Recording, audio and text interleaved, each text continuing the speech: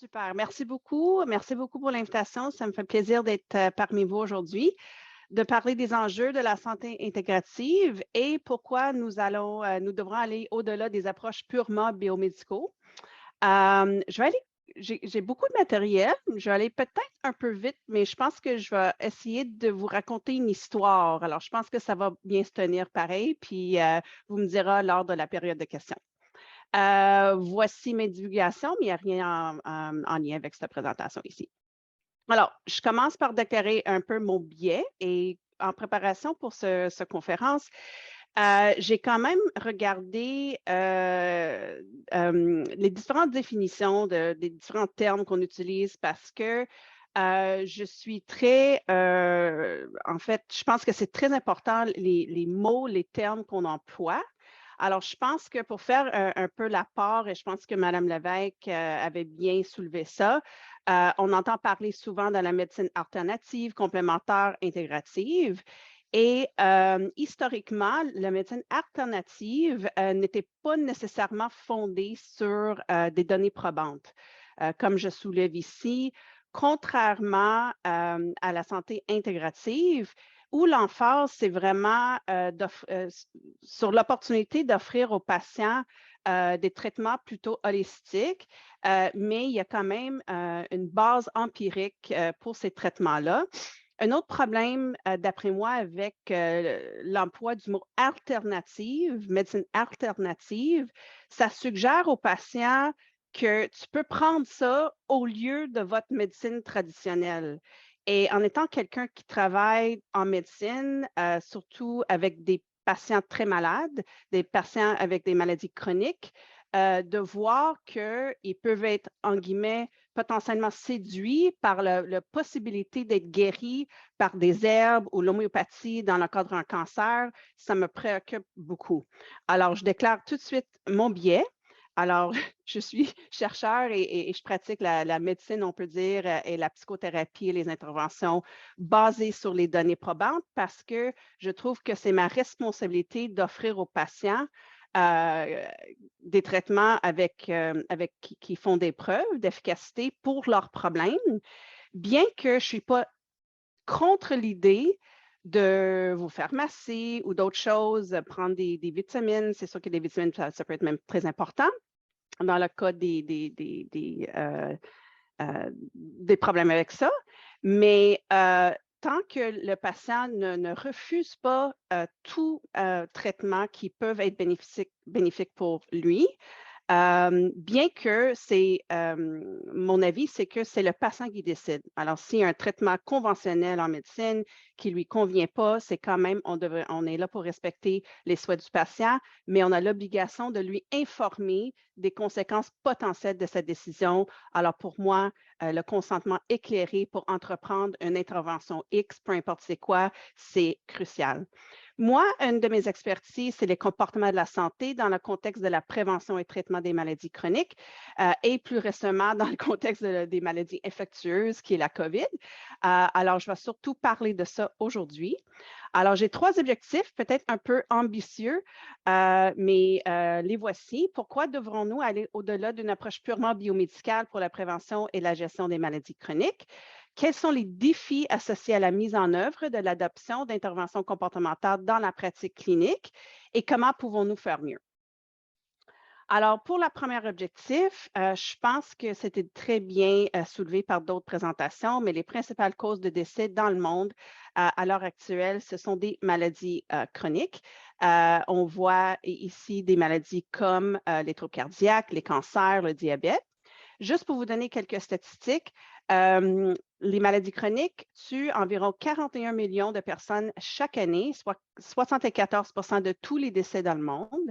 Chaque année, 17 millions de personnes meurent d'une maladie chronique avant l'âge de 70 ans et 90 des 4,1 milliards, je pense que c'est milliard le bon chiffre, de dépenses annuelles de santé aux États-Unis sont consacrées, non, c'est billions aux États-Unis, sont consacrés au traitement des maladies chroniques. Alors, c'est des maladies qui coûtent excessivement cher. En fait, la plupart des gens ont plusieurs maladies chroniques. Voici des données américaines, mais on sait que 42 des Américains ont au moins 2 maladies chroniques et 12 ont 4 et plus. Et on peut peut-être penser très bientôt ajouter la COVID longue à cette longue liste de maladies chroniques qui font souffrir des personnes. Alors, d'où vient le rôle des facteurs comportementaux? Bien, on sait que la majorité ou l'ensemble de la majorité de ces maladies chroniques sont fortement influencées par un groupe de facteurs de risque comportementaux communs. Ici, on parle du tabagisme, la malbouffe, inactivité physique et la surconsommation de l'alcool. Voici des chiffres assez récents ici au Canada.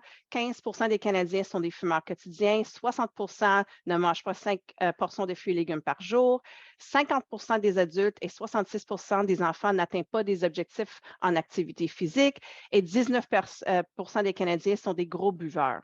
Alors, on a beaucoup de travail à faire. Une autre chose qu'on entend parler peut-être un peu moins, mais je pense que tout le monde peut, comment je peux dire, relate tout ça, c'est le stress psychologique, parce que ça aussi a été également identifié comme un facteur de risque comportemental important pour les maladies chroniques et ça peut aussi rendre la gestion de la maladie plus difficile. On sait qu'au cours d'une année donnée, un Canadien sur 5 souffre d'une maladie mentale et rendu à 40 ans, 50 auront souffert d'un trouble mental. Il y a, écoute, probablement plus que 50 ans, mais au moins 50 ans de données qui démontrent comment le stress affecte le corps. Et on sait très bien maintenant comment ça peut affecter le cerveau, le système cardiovasculaire, les joints et les muscles, le système immunitaire et ensuite. Et c'est essentiellement via 2 pathways, 2 chemins, 2 voies. C'est via le fait que être stressé psychologiquement, avoir un trouble anxieux, un trouble dépressif, bien, ces gens-là ont tendance à avoir des plus mauvais comportements de santé, bien qu'ils sont populaires ou communs, bien, c'est encore plus prévalent chez des patients qui souffrent du stress psychologique. Et on sait aussi que le stress, comme je viens de mentionner, peut changer notre physiologie, nos réactions corporelles directement. Exemple, le stress aigu peut avoir des impacts importants sur nos réponses en lien avec notre système nerveux autonome, ainsi que notre système immunitaire. Je pense que tout le monde ici a dû vécu le phénomène de toujours tomber malade dans le temps des fêtes. Alors, il y a 2 choses qui se passent. On augmente notre exposition au virus pendant la saison des virus qui circulent. Et en même temps, malgré le fait que les fêtes, c'est des bons moments pour la majorité des gens, il y a quand même beaucoup de stress. On veut terminer notre session, on veut terminer le travail, les cadeaux, la famille, bref. Et qu'est-ce que ça fait? C'est que ça peut dysréguler la capacité de notre système immunitaire de bien faire face à cette surexposition au virus. Ça peut enchaîner un dysfonctionnement physiologique, ça peut enfin causer de la maladie ou bien la maladie, mettons, on développe à la fin de tout ça, après 10-20 ans, une maladie cardiovasculaire, un diabète ou la maladie en soi devient une autre source de stress et ensuite. Maintenant, je vais vous donner juste quelques exemples pour mettre ça en contexte de comment les mauvais comportements de la santé et les changements physiologiques sont vraiment plus prévalents dans le contexte de la stress psychologique. Alors, ça, c'est une étude qui a été publiée aux États-Unis qui démontre que des scores de stress plus élevés dus à l'exposition à des événements stressants au cours d'une vie d'une personne étaient associés à une augmentation du tabagisme, de la consommation d'alcool et du IMC ou l'obésité. Alors, on voit aussi que c'est assez, dans le cas ici, pour l'alcool et pour l'obésité, on voit une très claire dose-réponse, plus de stress, pire c'est. Et ça, c'est pour nos comportements de la santé. Même chose pour nos réponses physiologiques. Dans la même étude, les scores de stress plus élevés prédisaient également des niveaux de glucose et d'insuline à jeun plus élevés. Encore, on voit très clairement cette dose-réponse. On peut avoir aussi une interaction entre les aspects comportementaux et les aspects physiologiques ou les réacteurs à stress plus élevés. Il y en a peut-être parmi nous qui réagissent un peu plus, qui sont plus stressés du fait qu'ils sont stressés, libèrent plus de cortisol et consomment plus de calories pendant le stress. Alors, c'est très intéressant de voir comment ces 2 facteurs-là peuvent interagir dans le contexte du stress psychologique. Et très brièvement, si on peut peut-être se poser la question, mais comment est-ce que le stress a évolué pour nous rendre malades? Écoute, si c'est présent, mais comment ça se fait qu'on est rendu là? Mais premièrement, notre système de stress a évolué pour assurer notre survie dans les situations mettant la vie en danger. OK? Et tout cela était métaboliquement exigeant. OK? Ça prendrait beaucoup d'énergie.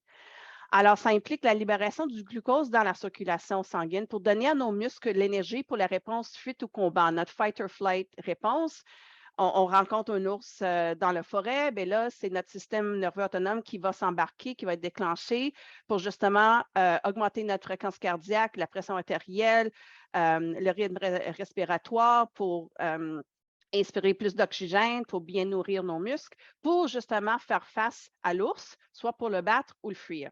Et je vous conseille de le fuir, mais je pense que c'est rester fixe, en tout cas. Tout ça pour dire, voici qu'est-ce qui se passe dans notre corps et c'est automatique, réflexive. Cependant, on avance dans le temps. Dans les temps modernes, la plupart des facteurs de stress ne sont pas, sont psychologiques, excusez-moi, mais notre corps réagit comme si les facteurs de stress étaient encore physiques. Alors, à ce moment-là, on peut voir des réacteurs à stress élevé mangeront plus et cet excès d'énergie en forme de glucose n'a nulle part où aller parce qu'il n'y a pas de vrai besoin en termes d'énergie. Il n'y a pas de demande métabolique réelle. Cet excès d'énergie peut se déposer sous forme de graisse corporelle. Alors, voici un modèle, juste un exemple de comment le stress peut vraiment nous mettre plus à risque à la fois point de vue comportemental et physiologique pour différentes maladies chroniques comme l'obésité. Le comportement est également important pour l'efficacité des traitements biomédicaux. Nous n'avons jamais eu de traitements biomédicaux plus efficaces pour les maladies chroniques que jamais. Et pourtant, malgré cela, la morbidité et mortalité des maladies chroniques augmentent plutôt qu'elles ne diminuent. En effet, pour être efficaces, les traitements biomédicaux appropriés doivent être proposés ou prescrits aux patients qui pourraient en bénéficier, mais les patients doivent aussi accepter et adhérer à ces traitements. OK? Alors, l'adhésion aux médicaments, c'est un comportement. Est-ce que les patients adhèrent-ils aux traitements biomédicaux? La réponse courte est non. Et je vous présente une étude québécoise. C'était publié par Robin Tamblyn, qui est un épidémiologiste à McGill. En 2014, elle a recensé toutes les ordonnances prescrites pour des maladies chroniques au Québec. Et sur cette base de 100 de toutes les prescriptions, seulement 70 sont remplies à la pharmacie. Alors déjà, à cette étape-là, on va perdre 30 de toutes les prescriptions et seulement 50 de celles-ci sont prises comme prescrites, qui nous amène vers un taux d'observation, d'adhésion, votre mot préféré, de seulement 35 qui veut dire que 65 des médications qui sont déterminées importantes pour soigner les patients ne sont pas prises selon les prescriptions par les patients. Alors, les approches comportementales pour justement motiver les patients à mieux adhérer à leur traitement, ça peut être, par exemple, une intervention complémentaire à peut-être envisager. Alors, tout ça, qu'est-ce que ça veut dire? Comme soulevé Mme Lévesque, je pense que ça signifie que nous avons besoin de meilleures stratégies de prévention primaire et secondaire qui ciblent des facteurs de risque modifiables communs et souvent concomitants de plusieurs maladies chroniques. Et voici la liste ici.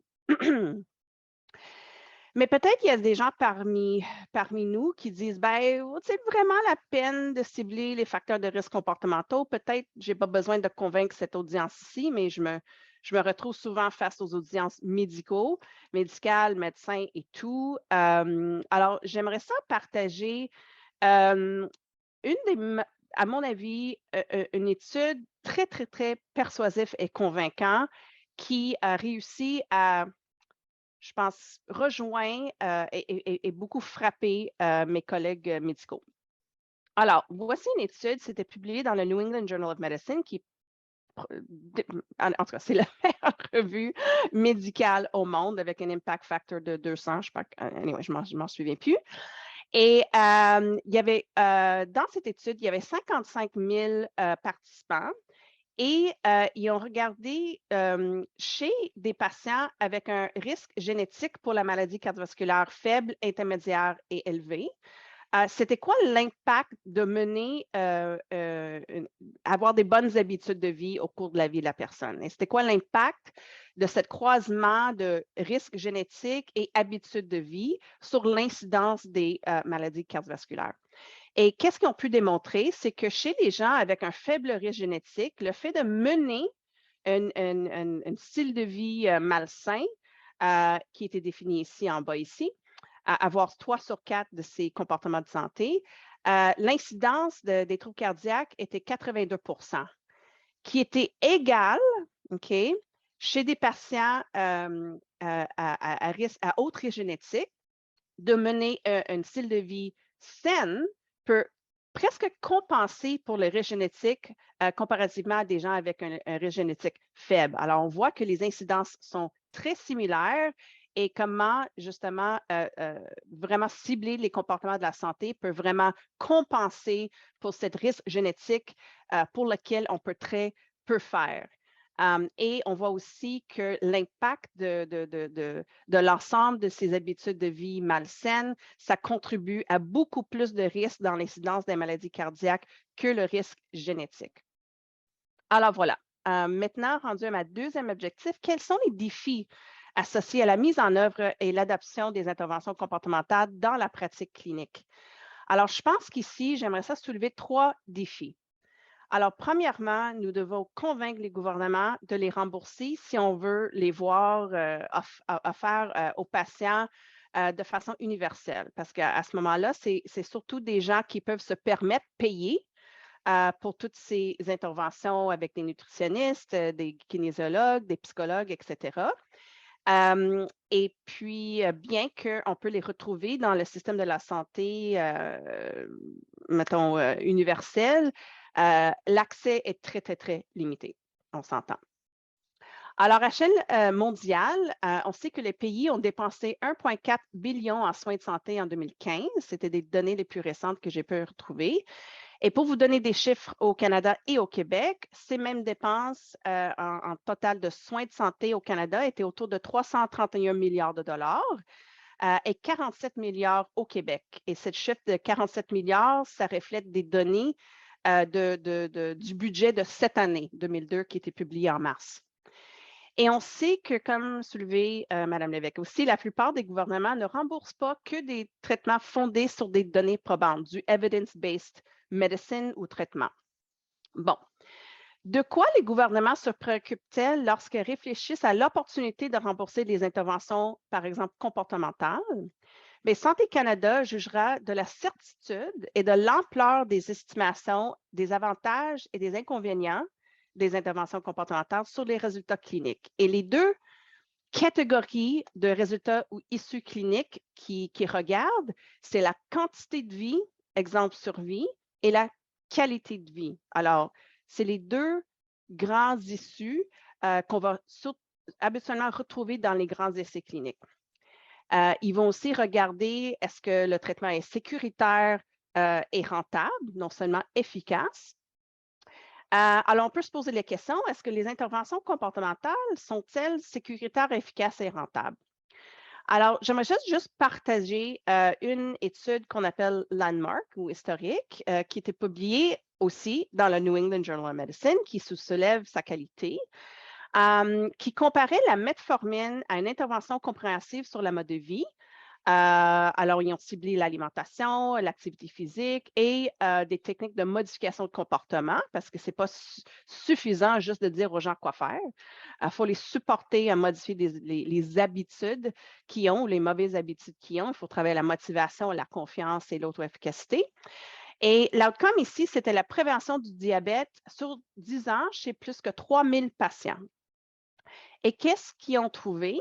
C'est que non seulement l'intervention sur le mode de vie était supérieure aux médicaments pour prévenir le diabète chez des patients à risque, mais les patients recevant l'intervention sur le mode de vie avaient une meilleure qualité de vie sans coût plus élevé que le médicament. OK? Alors, ça nous donne une indication du potentiel d'offrir des interventions comportementales de bonne qualité dans notre système de santé. Alors, voilà mon défi numéro 2. Une fois que nous avons une base de preuves, nous devons convaincre les prestataires de soins de santé de l'offrir, de faire de la place pour dans le système de la santé. Et les préoccupations des fournisseurs de soins de santé, je parle des médecins et autres, bien, premièrement, bien sûr, est-ce que c'est sécuritaire, efficace, donc facturable? Et ça, c'est un enjeu très important et on peut en revenir dans la discussion. Et rapide à offrir parce que le temps, c'est de l'argent et aussi, c'est juste une question de pouvoir répondre à tous les besoins qu'on a en ce moment. Puis-je le faire dans le cadre de mon champ de pratique? Est-ce que c'est réalisable? OK, alors la notion de faisabilité, c'est très important ici. Alors, j'aimerais ça juste partager avec vous quelques exemples, ou en fait, un gros exemple de ce que nous faisons pour accroître l'adoption des interventions comportementales parmi les fournisseurs de santé. Non seulement juste de, mettons, être d'accord de référer à un nutritionniste, un kinésiologue ou autre, mais on est là pour mieux former les intervenants sur la première ligne, les médecins, à offrir par eux-mêmes des interventions comportementales, de changement comportemental de qualité. Alors, en utilisant une approche intégrée d'application des connaissances, c'est un gros mot. En anglais, c'est Integrated Knowledge Translation Approach. Nous avons co-développé avec des experts en sciences comportementales, les fournisseurs de santé, de soins de santé, les médecins, les infirmières, ainsi que des administrateurs des symptômes de système de santé, un programme de formation qui s'appelle Motivator.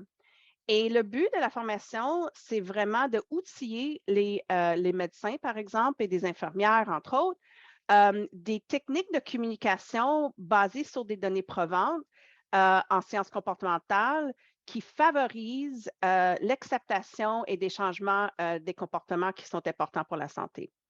Et en utilisant cette approche d'intégrer d'application des connaissances, le but, c'est vraiment de créer un programme souhaitable de la part des médecins, acceptable et faisable. Alors, il faut cocher les 3 cases. Il ne faut pas juste que ça fait ses preuves au niveau de l'efficacité, mais qu'est-ce que ça nous donne de créer qu'est-ce que moi j'appelle le Rolls-Royce d'intervention X, qui est trop cher et pas réalisable, mettons, pour l'implémentation dans la vraie vie. Alors, je ne vais pas parler trop longtemps sur les détails de ce programme-là parce que nous avons beaucoup d'informations disponibles sur notre site Web. Mais après ce long processus, on a identifié 11 compétences clés qu'on pense, en fait, que tout le monde pense qui étaient impliquées dans cette étude. On a impliqué plus que 200 personnes. 11 compétences clés qui sont nécessaires à maîtriser dans le contexte de la gestion des maladies chroniques. Le programme, ça s'appelle Motivator. C'est un programme à faire soit en personne ou en ligne de 4 heures. Et nous avons développé en parallèle un outil d'évaluation en ligne, style un peu interactif, gamification, pour pouvoir évaluer si les participants à notre programme atteignent les seuils de compétences qu'on cherche à atteindre via le programme. Alors, juste pour vous donner un aperçu, je sais que c'est un peu busy ce diapo-là, mais juste pour vous donner un aperçu de comment on a appliqué cette approche de IKT, intégration des connaissances, pour le développement de notre programme de formation. Alors, je vais passer assez vite, mais je pense que ça serait quand même assez clair. On a commencé avec une évaluation de besoins des parties prenantes. Alors, on fait un sondage pan-canadien auprès de tous les médecins de plusieurs spécialités pour voir quelles sont vos perceptions, attitudes et besoins en termes d'offrir des interventions comportementales à vos patients, d'interagir et de coacher ou motiver vos patients à changer leur comportement de santé, tabac, activité physique, adhésion à la médication, etc. On a aussi fait des revues systématiques pour voir c'est quoi le contenu et l'efficacité des programmes de formation en changement comportemental actuellement auprès des prestataires de soins. Ensuite, on a eu plusieurs réunions avec des parties prenantes pour définir les compétences, pour être sûr qu'on ne va pas définir une compétence qui ne se voit pas utilisée. On a fait ensuite plusieurs enquêtes Delphi pour définir une nouvelle approche pour les médecins qui s'appelle la communication motivationnelle ou Motivational Communication. On a affiné des compétences. Ensuite, on a développé un programme de formation et cet outil d'évaluation en co-développement avec des médecins, des experts, des infirmières, etc. Et on est rendu au point de faire notre étude de preuve de concept et notre étude de validation de notre outil.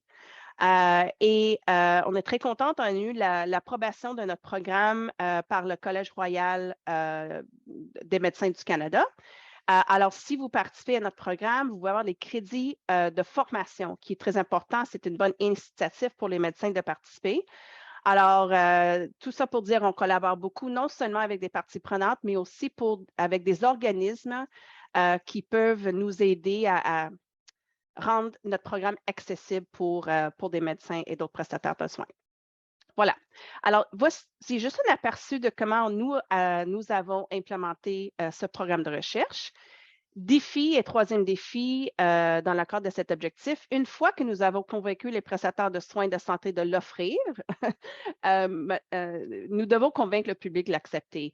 Et c'est juste pour faire un petit à côté sur les 3 ingrédients qui sont nécessaires pour changer un comportement, quoi que ce soit. Il faut que les gens reconnaissent qu'un comportement X est soit bénéfique ou mauvais. Okay? C'est juste une question de connaissance pure. Ensuite, il faut avoir la motivation ou la volonté de faire ce que j'appelle le travail du changement. Ce n'est pas facile d'arrêter de fumer. Ce n'est pas facile de faire 150 minutes d'activité physique par semaine. Alors, on est tous persuadés, nous, mais ce n'est pas toujours facile pour des patients de trouver le désir pour changer. Alors, je ne parle pas de la motivation d'être bien. Tout le monde veut être bien. Tout le monde veut être sans maladie, en santé, en énergie, en forme et tout. Mais ici, je parle de la motivation à changer. OK? Et troisième critère, c'est la confiance, OK? Ou l'auto-efficacité. Est-ce que le patient, il peut bien reconnaître le fait que fumer, ce n'est pas bon? Il peut être motivé à arrêter de fumer. Mais il manque peut-être de confiance dans sa capacité parce qu'il a essayé 7 fois puis il n'a jamais réussi. OK? Alors, il faut cocher les 3 cases dans le cadre des interventions de changement comportemental. Et si vous faites que l'éducation, dire aux gens quoi faire, parler théoriquement les bienfaits, mais ces bienfaits-là ne résonnent pas chez les patients, mais d'après moi, le changement est très peu probable. Et n'oubliez pas, pour la grande majorité, ce n'est pas tant que les patients ne savent pas quoi faire, c'est qu'ils ne font pas ce qu'ils savent, OK? Qui veut dire que c'est rarement une manque de connaissances, c'est plutôt une manque de motivation ou de confiance. Pour répondre à ce défi, nous avons créé un programme qui s'appelle Accélération. C'est un programme de changement de comportement en ligne qui augmente l'accessibilité de 12 semaines et c'est pour des personnes à risque des maladies chroniques qui présentent un facteur de risque. Et c'est focusé sur l'activité physique, l'alimentation et la cessation tabagique et c'est livré en utilisant le langage de communication motivationnelle. C'est 12 modules en ligne avec du coaching virtuel. Et voici un aperçu des résultats pour les premiers 500 quelques patients. On a réussi à atteindre des très beaux résultats. 43% faisaient au moins 150 minutes d'exercice par semaine, 68% consommaient au moins 5 portions de fruits et légumes par jour et 25% des fumeurs avaient cessé de fumer. Si vous voulez, en fait, ce programme-là, c'est encore en cours et si ça vous intéresse de participer, c'est gratuit. Je vous réfère à notre lien ici en rouge en bas ou de me contacter après, je peux vous envoyer le lien. Bon, comment pouvons-nous faire mieux pour terminer? Et c'est très rapide, je vais être terminée dans peut-être 90 secondes. Premièrement, je propose qu'on utilise des méthodes et des approches de la science de la mise en œuvre. Ça s'appelle en anglais Implementation Science Methods, qui se concentre sur l'identification des déterminants de lacunes en matière de données probantes et sur l'élaboration de stratégies de mise en œuvre solides pour y remédier. En deuxième lieu, faire la recherche, qu'est-ce que j'appelle translationnelle, Knowledge Translation, c'est un processus dynamique et itératif qui comprend la synthèse, la diffusion, l'échange et l'application éthique des connaissances pour améliorer la santé des Canadiens. OK? Et en troisième, utiliser, comme j'avais décrivé dans le cadre de nos recherches, utiliser des approches intégrées d'application des connaissances, Integrated Knowledge Translation, qui est une approche qui cherche à optimiser l'utilité et la pertinence de la recherche en appliquant ceux qui utiliseront les connaissances issues de la recherche. Et ça depuis le début du processus de planification. Ce n'est pas juste à la fin qu'on va impliquer, par exemple, les patients et d'autres parties prenantes, mais dès le départ, ils vont même nous aider à identifier des questions de recherche qui sont les plus pertinentes pour eux. Alors, pour résumer, voici, j'ai 3 messages à emporter. Afin de prévenir et soigner des maladies chroniques, nous devons nous attaquer, excuse-moi, il y a une petite bibite, attaquer au comportement à risque pour la santé à l'aide des interventions comportementales fondées sur des données probantes. Pour accroître la mise en œuvre et l'adoption de ces interventions parmi les payeurs, les prestataires de soins, nous avons besoin d'un plus grand investissement dans la recherche comportementale pour augmenter la base de preuves. On sait que même dans le cadre de la COVID, excusez-moi, la débalance en termes d'investissement dans les solutions biomédicaux versus comportementaux, quand c'était que des comportements qui étaient, et ils sont encore très importants dans le contexte des pandémies. Écoute, l'imbalance, c'est assez spectaculaire et je peux vous donner des données plus tard. Et en troisième, utilisation de méthodes issues de la science de la mise en œuvre pourrait nous aider à atteindre ces objectifs. Ça peut paraître beaucoup, on a it's a big gap to fill, mais je pense qu'ensemble, on peut y arriver. Si ça vous intéresse d'avoir plus de formation dans nos approches, dans les méthodes qu'on utilise pour la conception et testing de nos interventions, je vous invite peut-être de parler avec vos étudiants, mais c'est ouvert aussi aux chercheurs qui sont nouveaux au domaine. On va avoir notre prochaine école d'été, édition française, ce mai 2023 à Montréal, à l'UQAM. Voici le site web. On va faire un appel aux applications dans les prochaines semaines. Et aussi, nous avons notre conférence biannuelle, IBTN en mai 2024, aussi à Montréal, à l'UQAM. Et les dates sont retenues, c'est le 13 au 18 mai. Alors, je tiens à remercier pour votre écoute et puis aussi, je tiens à remercier tous mes employés, mes étudiants au Centre de médecine comportementale de Montréal, ainsi que tous les agences subventionnaires qui supportent nos recherches. Merci beaucoup.